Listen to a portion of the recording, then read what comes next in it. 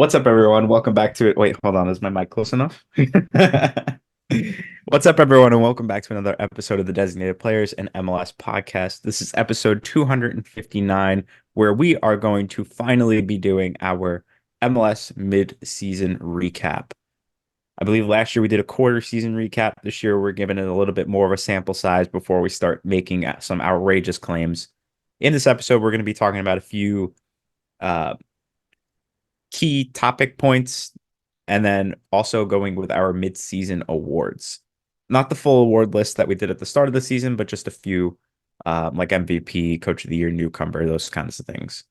And with that, I'm joined by my co-host, Andrew, who is normally doing these, as you could probably tell. And it will be picked up next time because that was just You threw me on you didn't let me prepare. You just told me right before you hit the record button. You're like, all you right, don't go need to ahead. prepare. You just do.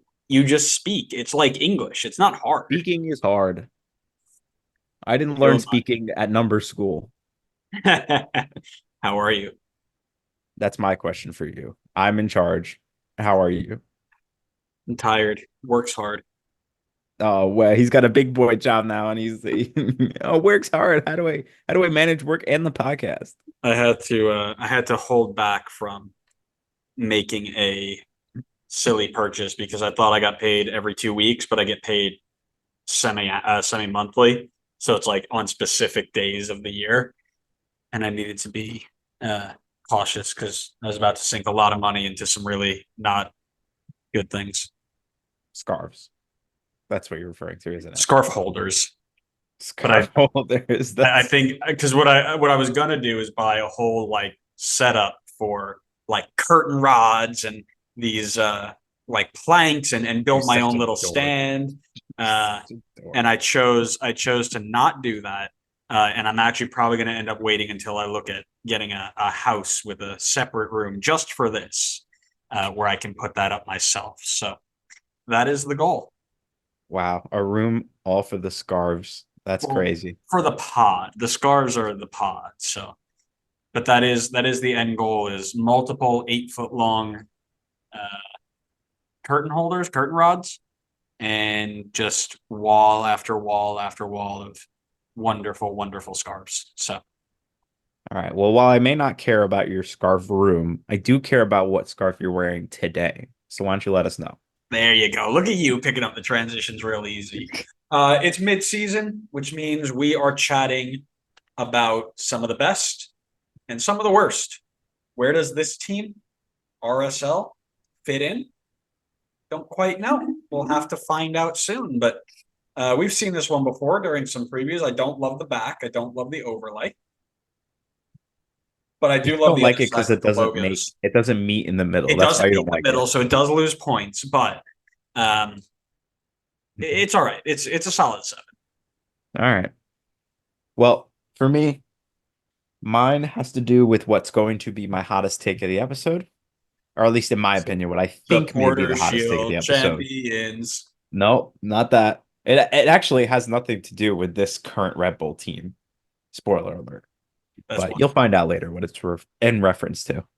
We'll see. We'll see. I mean, you're going to hear a whole bunch of Red Bull stuff out of me today. So Way too much Red Bull. I'm gonna have to mute you at points, I'm sure.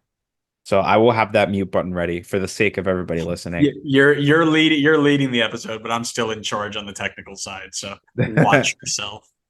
All right, so what I will do is I will run through. We'll do the first section, where we talk a little bit about the season and some like key parts of the season, and then we'll do a separate section just for awards for mid-season. And if you want, depending on the timing, we could check out what our predictions were for awards and see how they're doing so far. I could tell you for a fact some of mine are doing abysmally already, so that might be fun to go over. But we could save that for last. What we'll do first is a section where we're going to cover a couple categories where we each have made our own pick to summarize first half of the season. So what we're going to talk about is our biggest overachieving team, our biggest underachieving team, three breakout players across any teams across the league, our biggest surprise, and that's purposely vague because it could be anything. It could be a team, it could be a player, it could be a transfer. the best winter signing, and one more bold prediction for the second half of the season. So, with that in mind, why don't we start with biggest overachieving team? And why don't you kick us off with what your pick is? Are you not telling anybody what the categories that we're going to talk about for our awards are? That's the second half. Did you listen to anything I said? You don't like it, huh? You don't like how that feels. Yeah, welcome to my world. No, I'm just trying to copy your lines. Yeah, good. That'll be second half.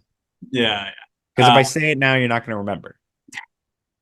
I don't remember anything you say anyway. Now you sound like me. What? Um, so there are a couple ones here. I've got like a West and an East and then an honorable mention, but I've gone into detail on like my number one. So for me, based on my preseason predictions, I was like, oh, Inter Miami's going to be terrible. Toronto's going to be terrible. And they've both been pretty good. But for me, I'm going to Minnesota, our best friends of the pod. So headed into the season, no head coach. Their star player played like 4 minutes before he went on some hiatus to Argentina, then got sold.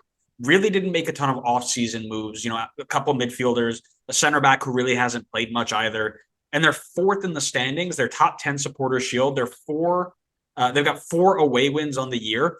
Very, very impressive out of Eric Ramsey and his team to come in and really set a tone from the start.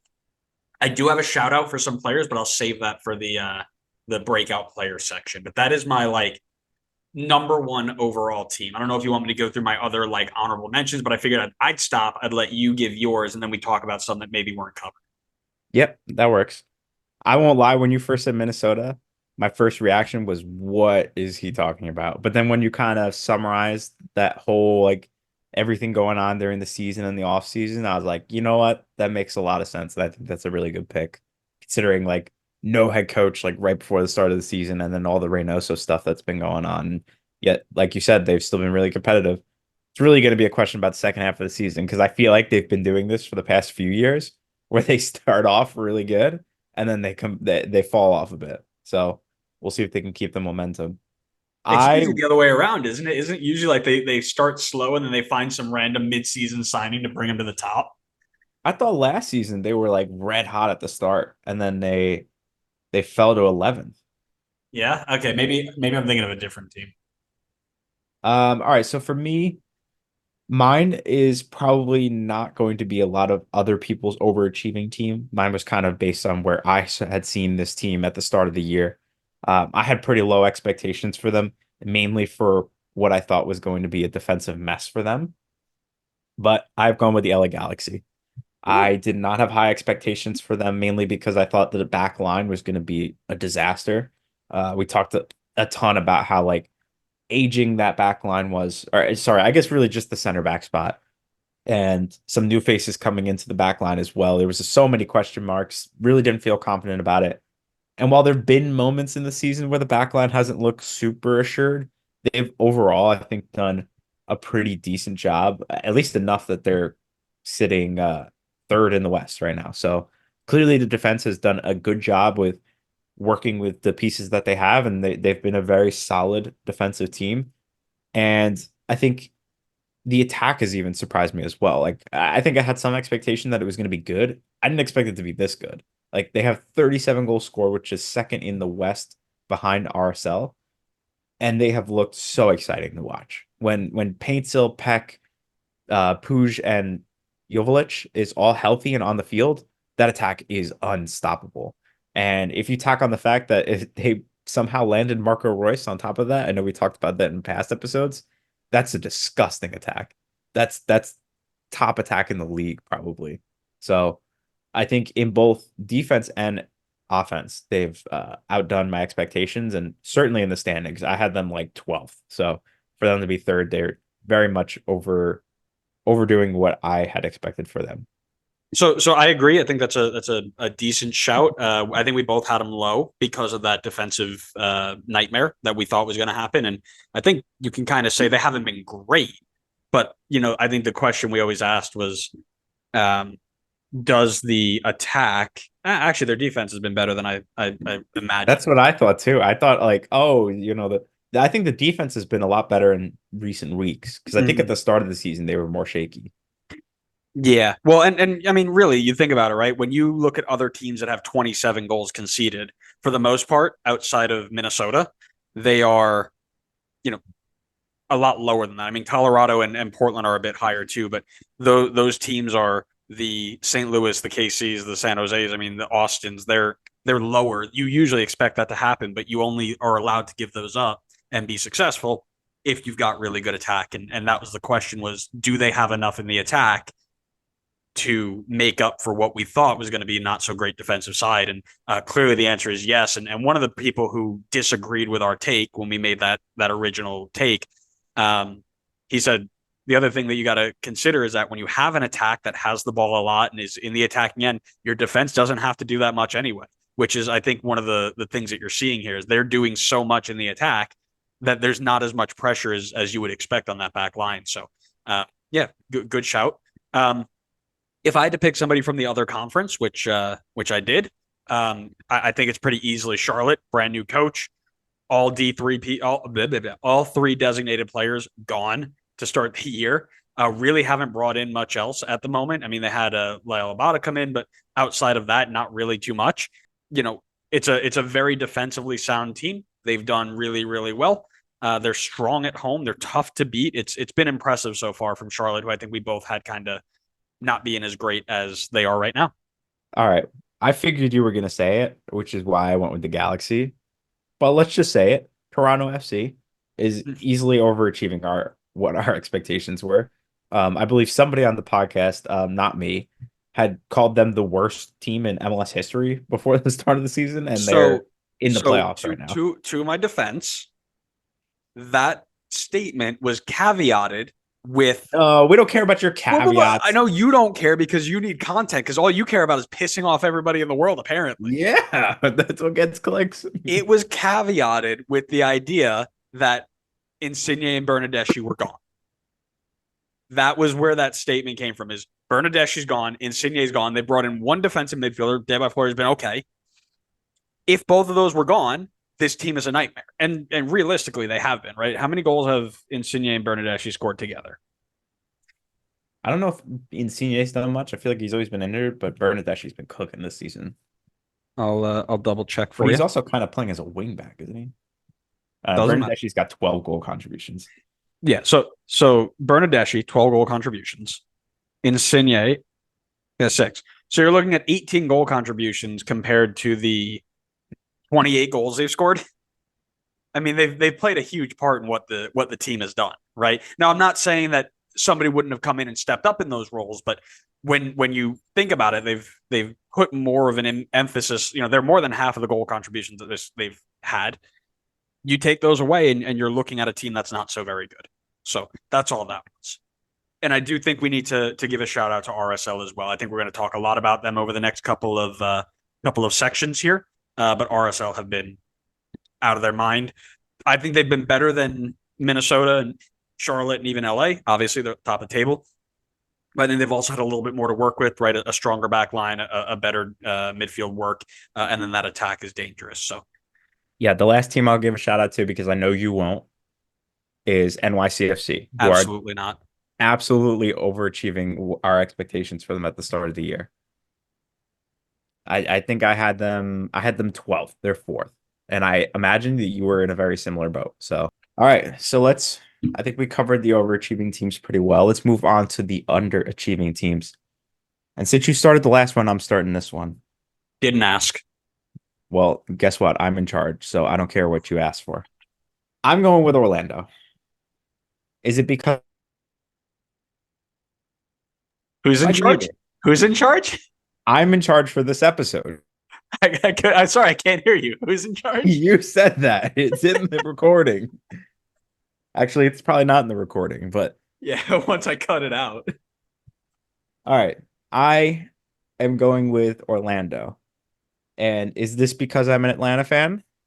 Partially. Is it because they're massively underachieving? I'm sure even 99% of Orlando fans would agree with that. I thought they were winning the supporter shield this season, and they have looked like anything but that team. They are currently 14th in the East, and probably on their way to being 15th in the East, even behind New England, who has 2 games in hand and is only 2 points behind.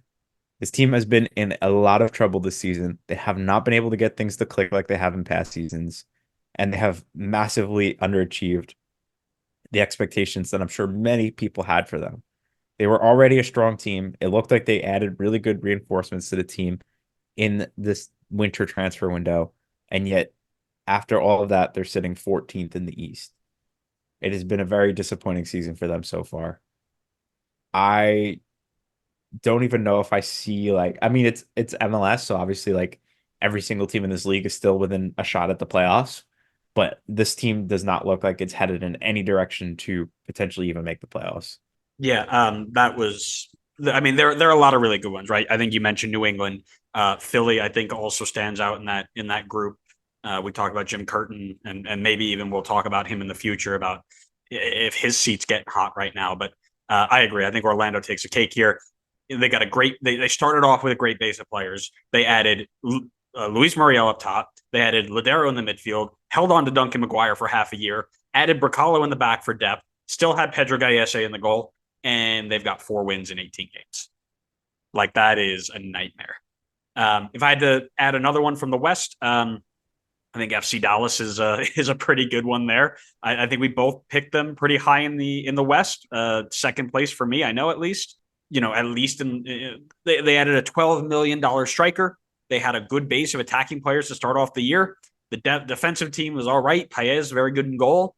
5 wins and are woeful on the road. And I get it. They've been hurt. They've had injuries, no doubt. But this is a team, and we talked about it when Nico Estevez got let go. This is a team on paper that should at least be in the 5, 6, 7 range. Being out of the playoffs right now is not acceptable for that team.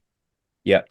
I think, like you said, though, once they start getting healthy and start playing a bit more together, I do think they will climb up the table. I feel like they've been better in recent weeks, and they're starting to get a little bit of momentum going. So we'll see. That will probably not stay the same by the end of the season, but definitely have not helped where we had them originally at the start of the season. No, we don't look very good with that one. I've still got people popping up on the YouTube short of our predictions and then being like, "You don't know what you're talking about. Orlando's garbage." Like, thanks, buddy. We're 18 weeks into the season. That was made like 4 months ago. Yeah. If I had to pick a West team as well, I will go with St. Louis. First in the West last season. I know we weren't expecting them to go first in the West again, but I do think we still had them probably top 5 in the West. I can't remember where yours was. I I think I had a had them 1-4. 4. Yeah, okay. So we both had them at 4. They're sitting 12th right now. They're far off of it. They don't look nearly like the same team as last season. And even that, remember that fluke Colorado team that won the West? Even the season after that for them, they still finished 10th. So St. Louis right now is on pace to be even a worse defense of the Western Conference title than that Colorado team. So not looking so great for them right now. Walking away All from right, so let's move on to the next section. I'm excited for this one. Lots of potential choices here, but we each picked 3 breakout players. I actually picked 5 just in case we had any duplicates. So I didn't want to duplicate because there's been, I feel like, a number of people that have been breaking out this season, and I want to give as much like recognition as we can to different players. So let's go back and forth. You can do the first one, and then we'll switch off. So why don't you give the first breakout player on your list? Yeah, so mine was a guy that we didn't expect to get a ton of minutes this year, but he broke through, he beat out his competition, and he is just lighting it up. His name is Brad Guzan. Yeah, what a great pick. He is breaking out. No, so this goes back to my overachieving team in Minnesota, and it's Tani Aluwase. When I looked at breakout players for Minnesota back at the beginning of the year, I picked Jordan Adebayo Smith. And I got tons of comments on that saying, no, Oluwase is going to be the guy who plays as the second striker this year, way more than Jordan Adebayo Smith will. Like, look out for him. He's going to be legit. And they were spot on. 7 goals, 4 assists, and 15 appearances. A Canadian national team spot for in his process. He put guys like Timu Pukki on the bench. He's been really, really good for Minnesota, and I really hope that continues because if he can take this form into League's Cup and link up with the League's Cup version of Bongi Hlongwane, Minnesota are just, they're never going to lose a game until they get back into MLS play when everybody goes back to normal. Don't forget Robin Lurt is in there, and he's been cooking this season. Yeah, but it's the Oluwase and Bongi show in League's Cup. Yeah, I mean, in League's Cup, that would go insane. Yeah, I had him on my list as well. 11 goal contributions in 600 minutes is an insane output. So, this is exactly why I picked five because I knew we were going to overlap on some of them. I'm going to go with one that I think is maybe a little bit early on, but I think he's on his way to being a breakout player. Gavin Beavers for RSL. Damn. It's small sample size. It's 5 games, but it's recent games, and in those recent games, he has been so good. 81% save percentage, 2 clean sheets in those 5 games, and our favorite stat, PSXG plus minus, of course, 2.2. And he did that in 5 games. That's crazy. That's not like a average stat where it's like a save percentage where you can have 100% from one game. Like that's a stat you build up, like you accumulate as you play more games. So for him to have 2.2 already after only 5 games is crazy. I think he's been really, really good. It is a small sample size, so if people disagreed with it, I'm not going to argue against it. But I think if he continues this form, he's absolutely on his way to being a breakout star in this league, and he's doing it right now at not only 18 years old, but for the top team in the Western Conference. So he's been doing great. He's been looking great. I think he's going to continue this form, and he's absolutely going to be a breakout star for the season. Let's make it clear, even if they did disagree with you, you're not arguing with them anyway because you're afraid of comments. Well, if I don't share the episodes, then I'm certainly not looking at comments. I'll stick in the Western Conference. And I'll stick with the same exact team actually, and I'll go with Andres Gomez, a guy who was okay at best last year. I mean, 1 goal, 5 assists in 1,600 minutes last year, has now exploded for 16 goal contributions, 10 of them goals in 1,400 minutes this year. Red hot RSL, top of the West. They have 40 goals scored, and that's the most that a team that doesn't have a guy named Misai in their team has in this league. He's been a revelation, right? He's taken a huge step forward, been one of the main men next to and complementing Chicharrango very, very nicely. So definitely on my list there is somebody who has broken out this year. I'll go with my next pick because I think it's pretty safe you're not picking this guy for MLS political reasons. But going to give some love. Another goalkeeper, Matt Freese for NYCFC, because he has been really, really good this season.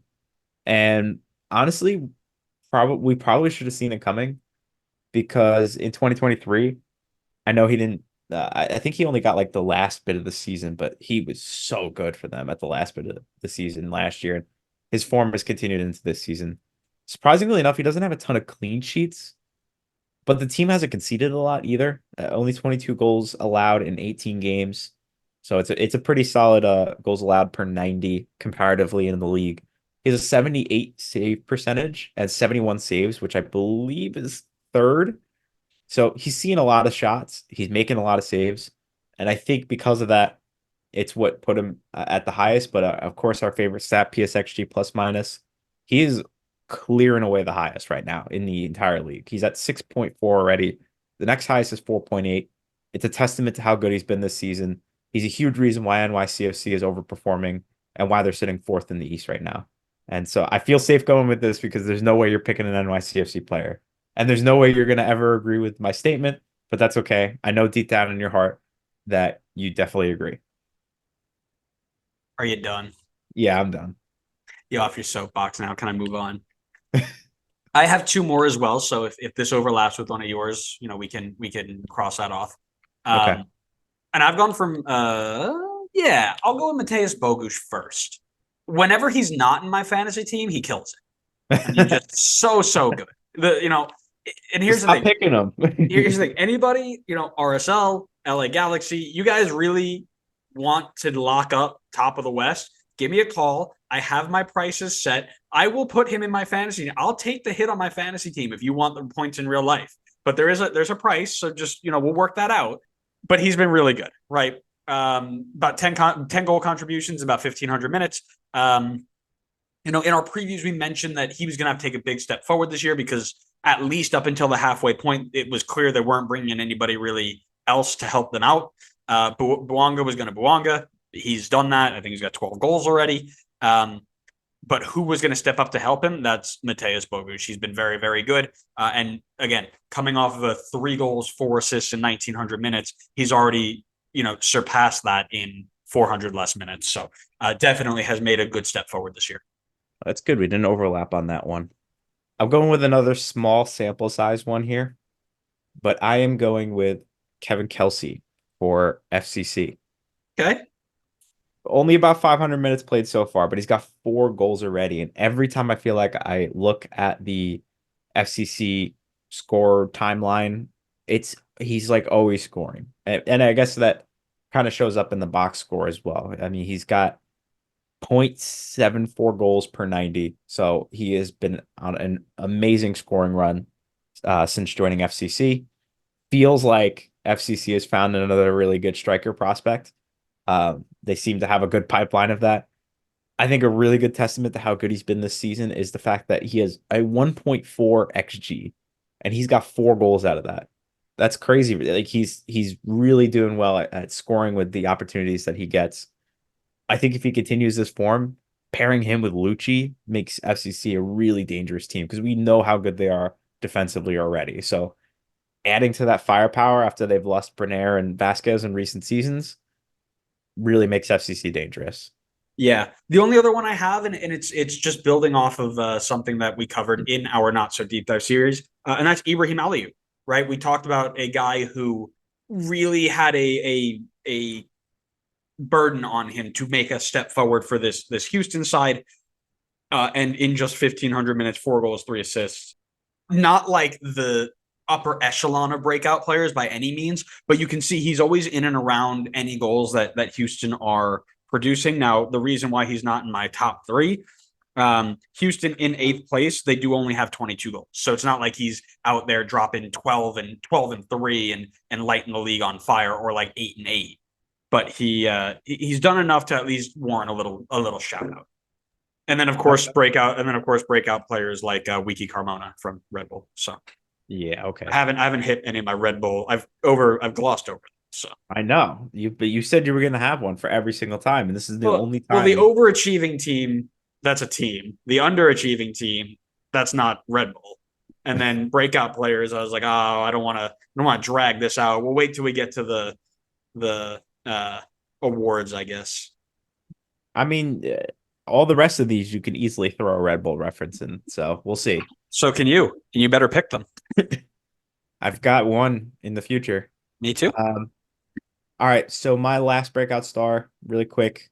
I know we said 3 and it ended up being 5 because we only duped on 1, but just kind of a testament to how many guys are having great seasons this year that maybe had lower expectations. I've gone for Adelson Malanda. Nice. Good Charlotte, one. Or Charlotte FC. Sorry. FC Charlotte. I don't know where that came ball. from. Yeah, I know this was a guy that you were critical of in previous seasons. You weren't a big fan of his, and I think honestly Charlotte was just not doing well either. So kind of a summation of how the team and also his performances were. I won't necessarily say that he was bad before, but I'll let Andrew say that for us. So if anybody's angry at it, Andrew said it, not me. But he's been really good this season, and I think it's been coinciding with Charlotte's good performances. Did you just dab? What was that? You did. I didn't make dab. Sure I cough. Silly.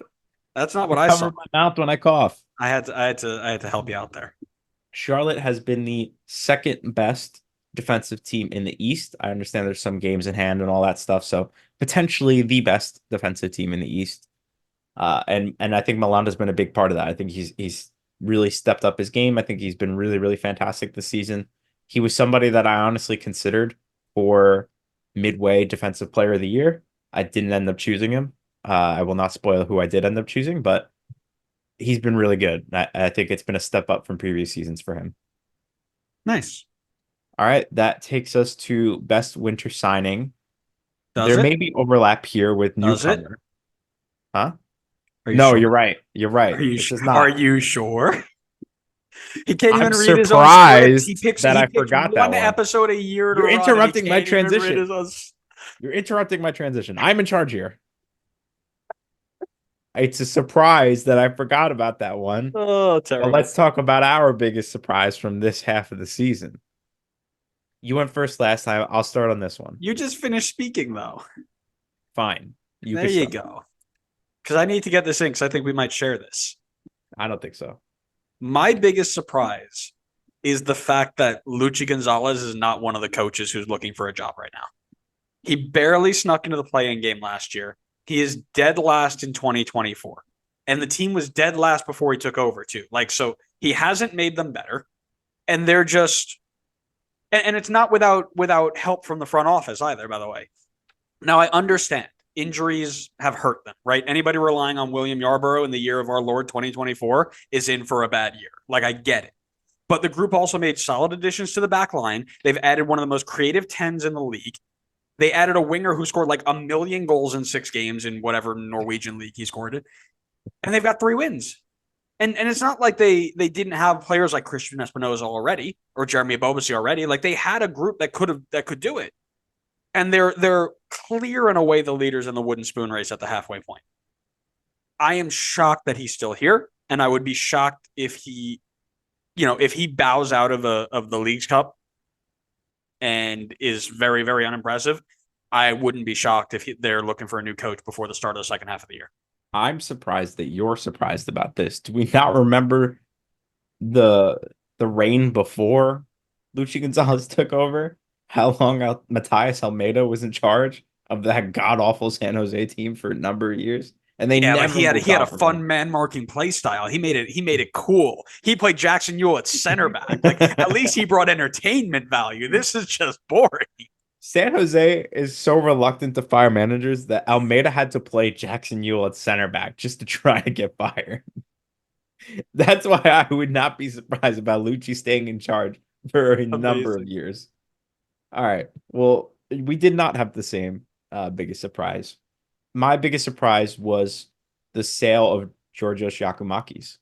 I did not see that coming, honestly. I figured he was going to be here through the Almada sale. I figured Almada was certainly on his way out in the summer. I figured Giacomakis was going to be here. I figured the team was going to reinvest in another designated player. That may have all been on the assumption that the team was going to perform much better than they have this season. I don't blame the team for making the decision, by the way. 10 million was an amazing price for a guy who could not stay healthy. As great as he was when he was healthy, he just could not stay on the field. And I think in the modern day MLS style of play, like you just can't get away with not having your designated players out there as good as they are. They have to be healthy. We saw it with SKC.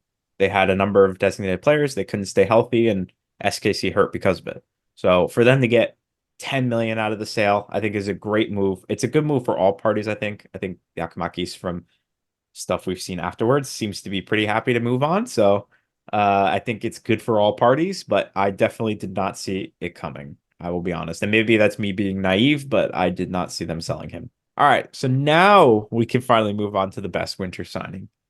And I know there may be some overlap with Newcomer, but I threw it in there anyway. At least in my case, I have a different player between winter signing and Newcomer, but we'll see in your case if it's the same. My pick for best winter signing for so far in this season is somebody that I don't believe is or he doesn't qualify for Newcomer, but I'm gonna go with Georgi Mihailovic for Colorado because I think Georgie's been phenomenal, and I think in recent weeks especially. He doesn't qualify for newcomer.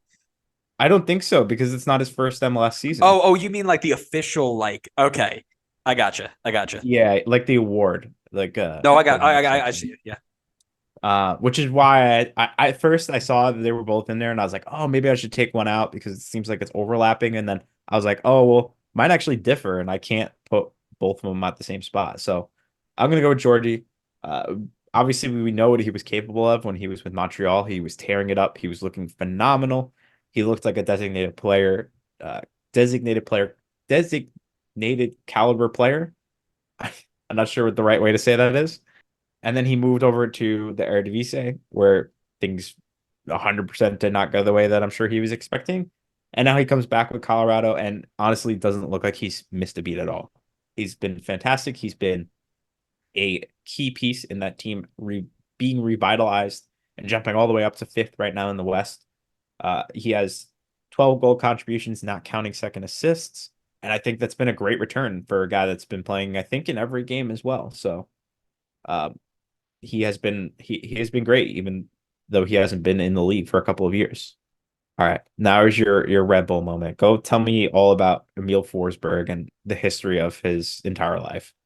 I did not pick Emil. I actually you ruined my transition because I was going to scream Emil Forsberg and sing a song for him after he scores goals. Do it for Newcomer. Don't tell me what to do. Okay. I think Suarez is a really easy one here, just based off of stats. But I think mine is probably Paint Seller Peck, and it can go either way for LA. Mainly because if you look at the low years of the LA Galaxy, it usually coincides with very poor quality wingers, right? Memo Rodriguez, Diego Fagundes, Kevin Cabral, and who's the other one? I can't remember his name. Grandsir? Yes, Samuel Grandsir. Guys who just didn't perform in there, and that usually led to poor performances, right? But then you look at other players who have been successful in those roles that usually led to LA being successful. Painchill and Peck are perfect guys that you want in an MLS team like the LA Galaxy. You take those players and you add them around a creative wizard like Puig and a guy who can finish like Joveljic, and they are perfect players who are going to create tons of chances. They're going to get on the end of goals. They make that attack dangerous. I know you spoke about it before when you talked about the overachieving team. It could be either one. You can go either way with them. They were both fantastic for me. I won't disagree with you there. I think they've both been. Honestly, I did not think Peck was going to hit the ground like this. I thought Peck was going to have more of a Pedro de la Vega type season so far, Well, but he has Pedro hit the de la ground. Vega's been hurt, so I think that's kind of unfair. Okay, yeah, that's fair. He But got I hurt like the expected him. second game. What do you say? He got hurt like the second game of the season. He just hasn't. Did some I just MCL thing. expected him to have a bit of a slower start to jumping into the league, but he has not missed a beat. He's been crushing it. And I'm not gonna lie, completely overlooked Suarez. I don't know why. I just completely forgot that he only joined this season. Isn't that crazy? It just felt like he would have joined at the same time as Messi. But yeah, I think stats wise, it's definitely Suarez, but um, maybe we'll talk more about him later. All right, bold prediction time, our favorite segment.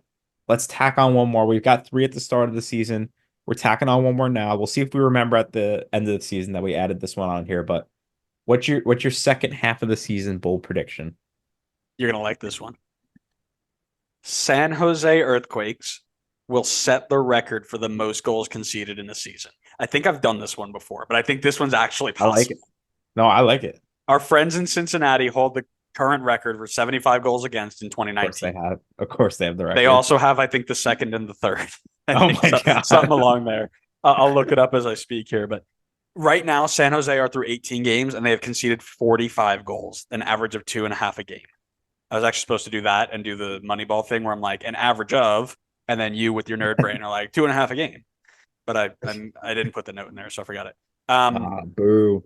They I got also wasn't paying attention. So you would have just been pointing at me and I would have just been sitting here. would have been looking off into the abyss. So there are 16 games to go. They are currently giving up 2.5 goals a game. If they keep up that pace, they will finish with 85 goals against.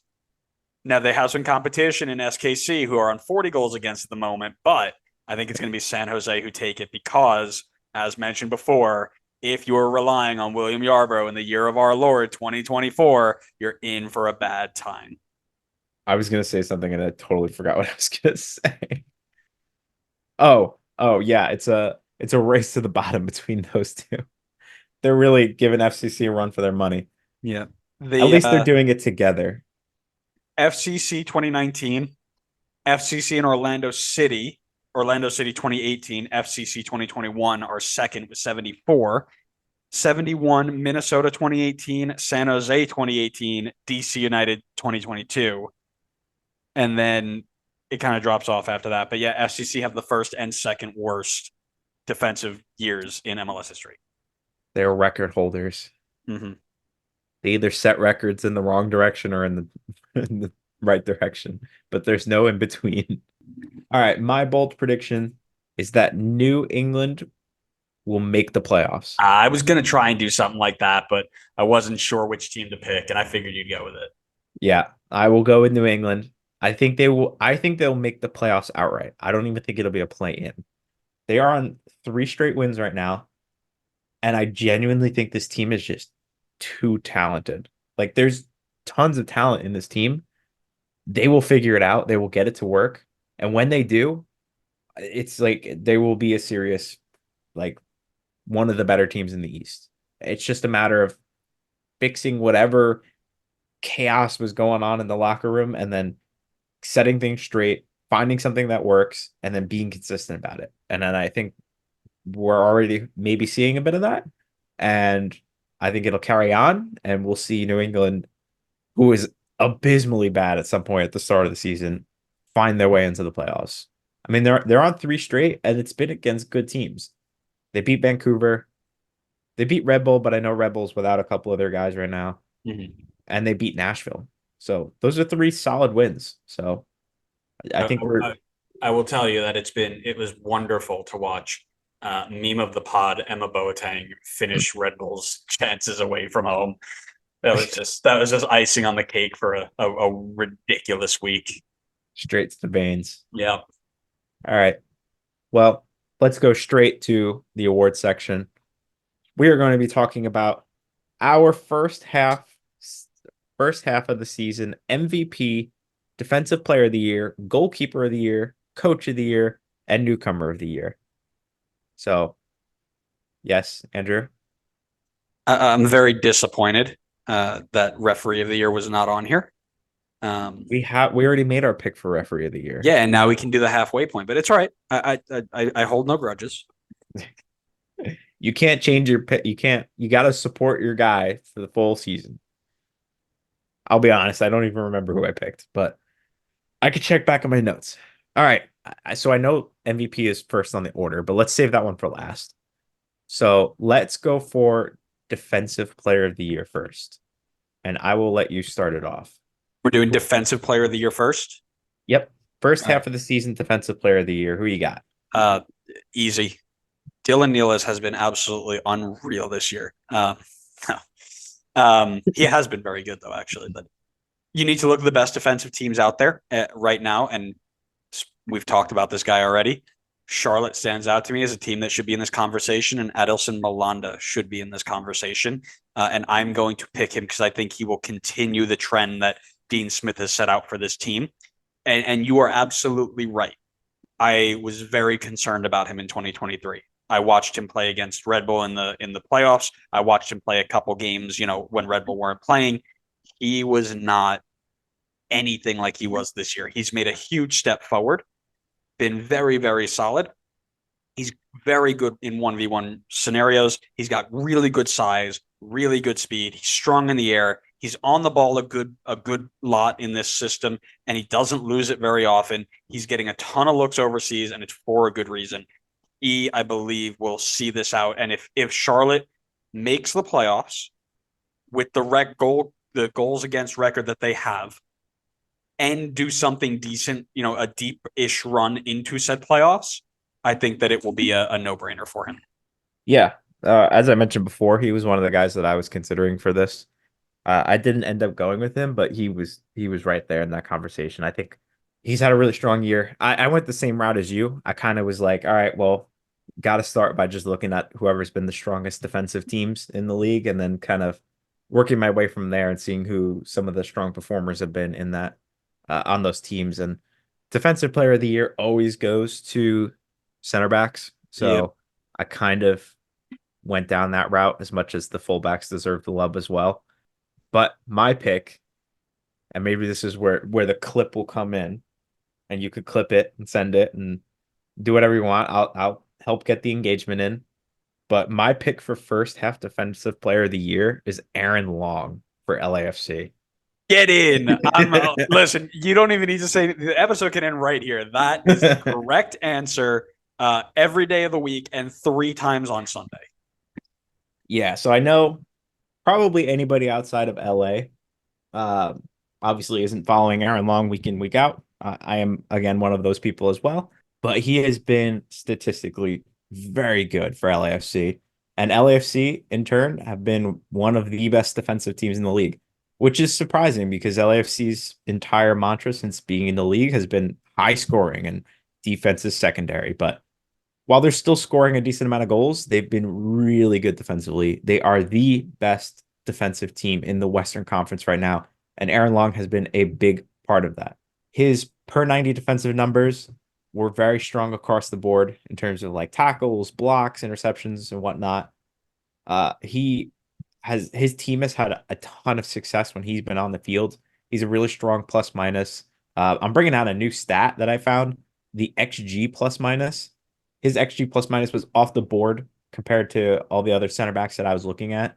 He was far and away the best one, and he was dominant in the air. He hasn't had to go for a lot of aerial duels, but when he has, he's won 85% of them, which was far and away the highest. So he has been very good this season for one of the best defensive teams in the league. And so I ended up picking him. It was, I looked through a bunch of teams. There was nobody that was like jumping out to me as a clear and obvious defensive player of the year choice.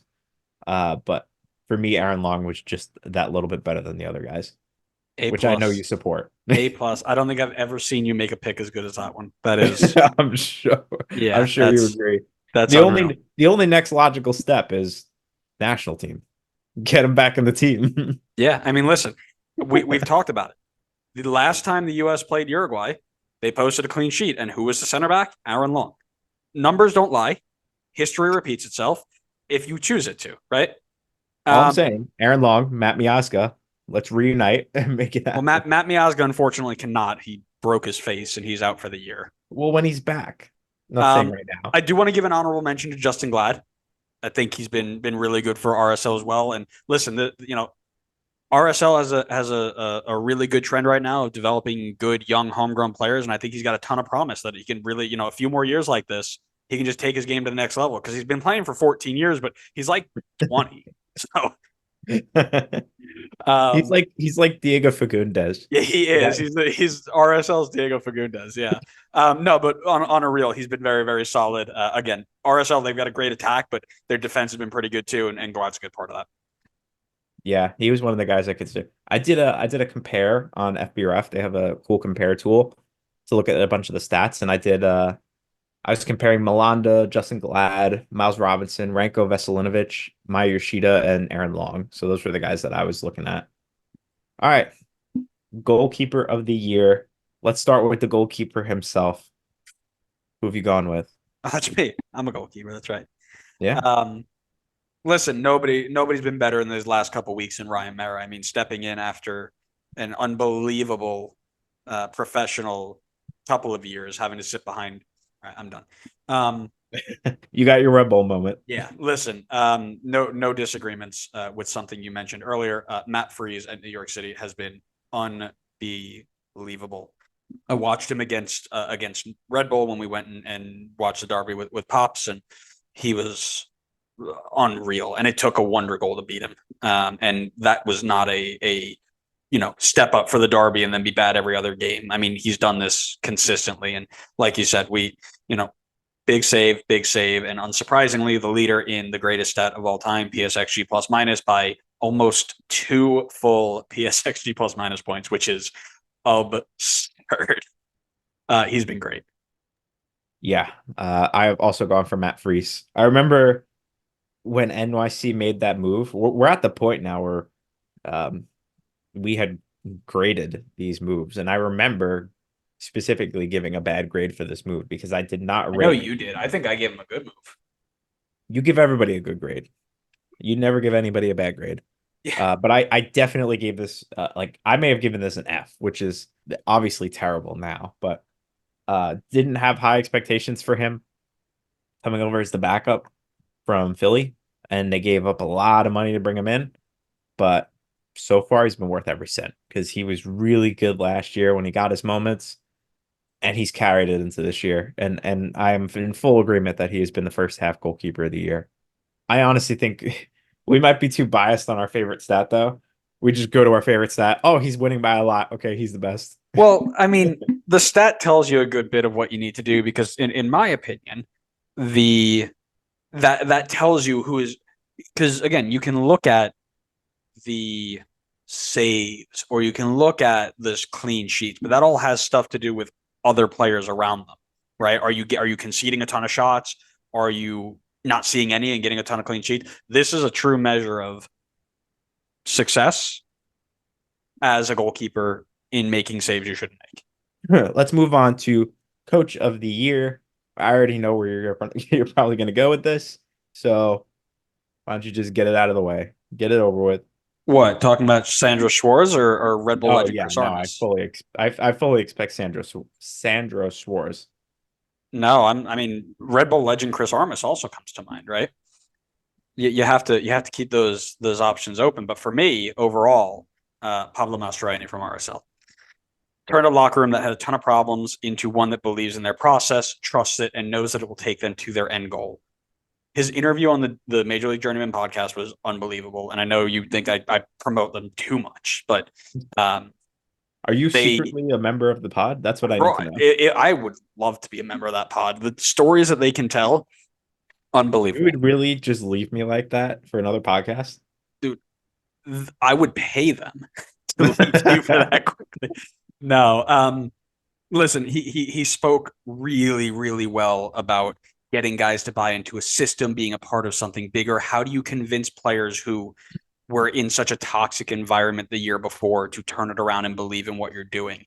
And not only has he done that, but he's gotten the results to prove it. So I think he's worked wonders with a side that, if you go and look at net spend and all those things, they're not very high. So he's done really, really well with a group that realistically shouldn't be there, based off of all the stats and the metrics. So I was going to say something, and then I Googled him, and I completely got distracted by this picture of him with an insane mustache.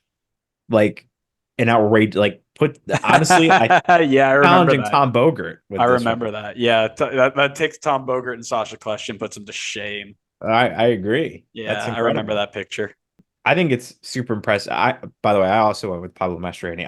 I figured you were gonna go with him. That's more so where I meant when I knew who you would go with. I think we were on the same page there. But yeah, I think the ability to take a locker room that had issues and keep the same coach and resolve those issues, I think is really impressive because I feel like a lot of times when you see locker rooms go toxic, the coach is almost always the first one out. Mm-hmm. And then that's like always what's the way that you can resolve the locker room complex. But instead, they stick with Mastroeni. He, I guess, moves on from players that were causing some toxic issues in the locker room, and the result has seen them jump all the way to the top of the West, have been super dominant on both sides of the ball, and have genuinely looked like the best team in the entire league. So, hats off to him. It's a really good roster build, and he's been doing a really good job with that roster build. Couldn't have said it better myself. All right, down to the last two. Let's hit newcomer before we hit MVP. Who is your new first half newcomer of the year? Now I don't even need to make it a joke. It's Emil Forsberg, and it's not necessarily for his stats, but for I believe newcomer of the year is the player who comes in and has the biggest impact on his side. And you can tell that when he isn't there, this team is nothing. He doesn't have the most goals or the most assists or the most on, ball progressions or advanced stats or whatever. But the difference between Red Bull when he's there and when he's not there are two completely different animals.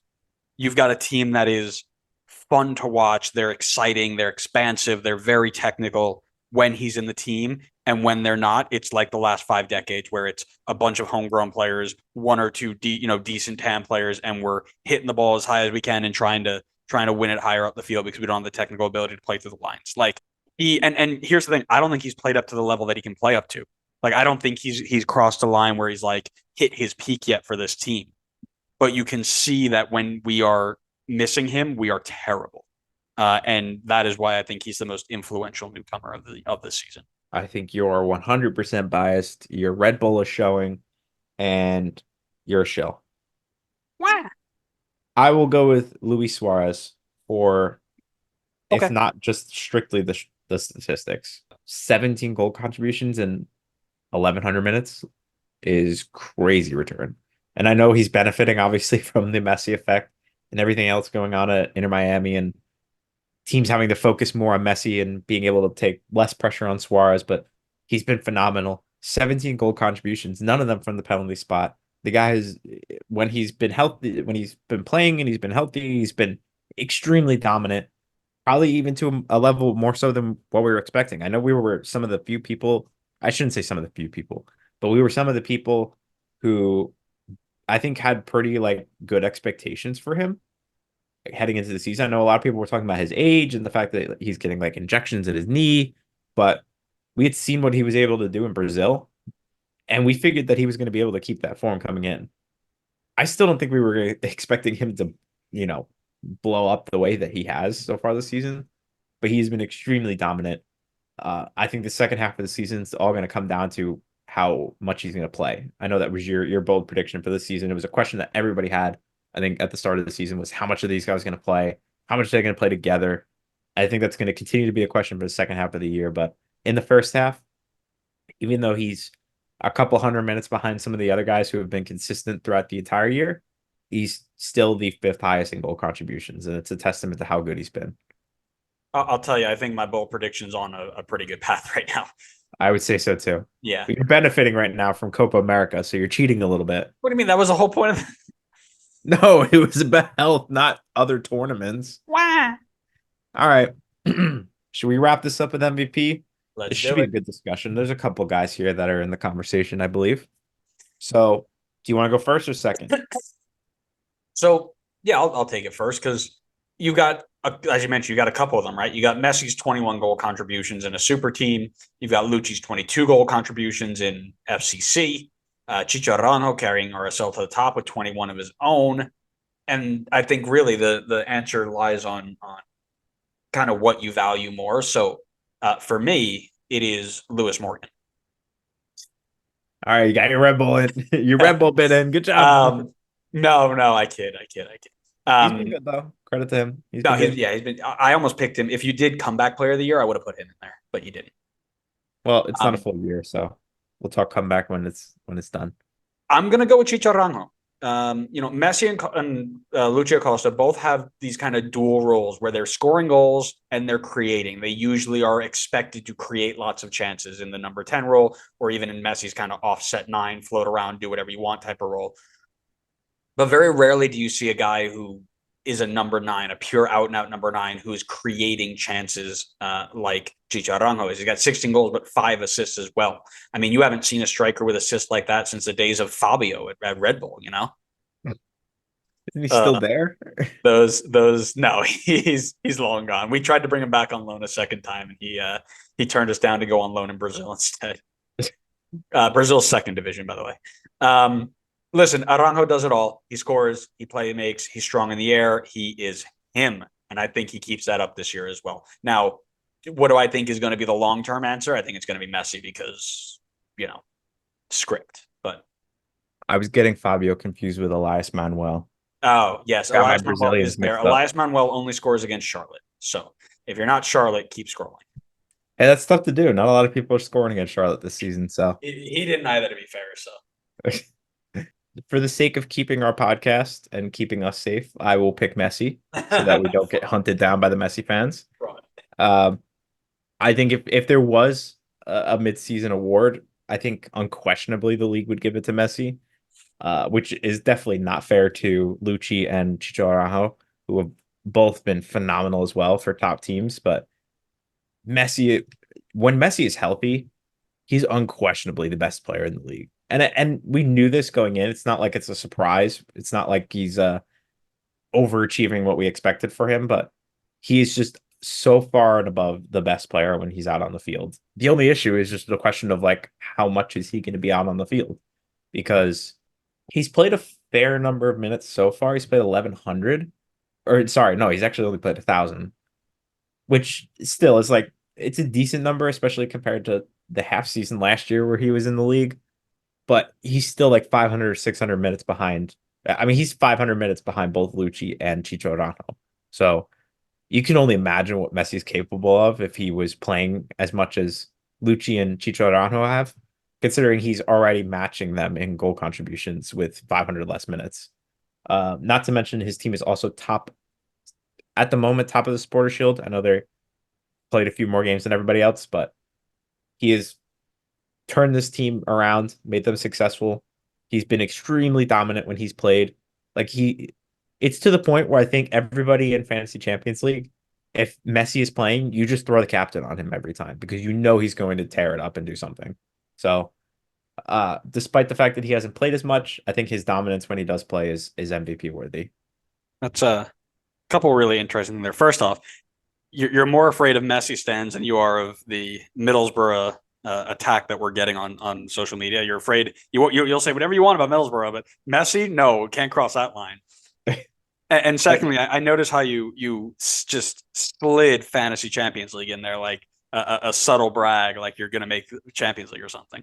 I didn't say anything about that. I won't say anything about that until it's confirmed. Oh, you're not gonna jinx it, man. Nope. It'd be such a shame. It'd just be a shame if you bought. It would be. It would honestly. If you did, I wouldn't play it. I would genuinely just hang it up. It would be the choke job of the century. You'd be Spurs, but you'd be the combination of Spurs and Liverpool on the last day. You know. I have a 35-point cushion, and I have the same captain as like 95% of people. So you've gone in and made everybody's team to see. No, I just figure I do. I can't imagine people didn't captain Lucci, but if I blew it with that, that's like astronomically down bad.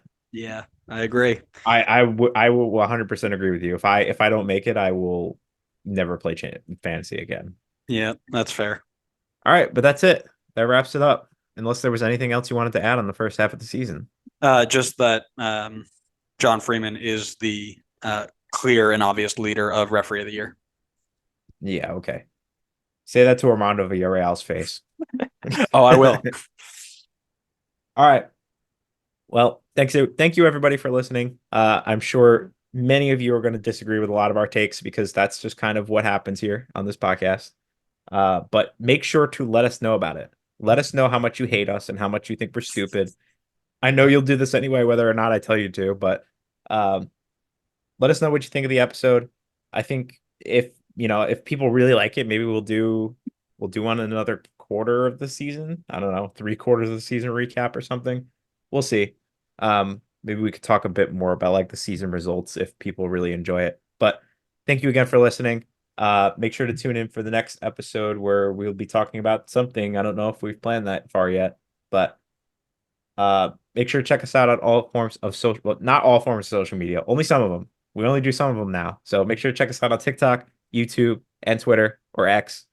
Drop us a follow, drop us some comments, let us know what you think of the episodes and the shows. And we'll catch you next time on the next episode of the Designated Players and MLS podcast. See ya.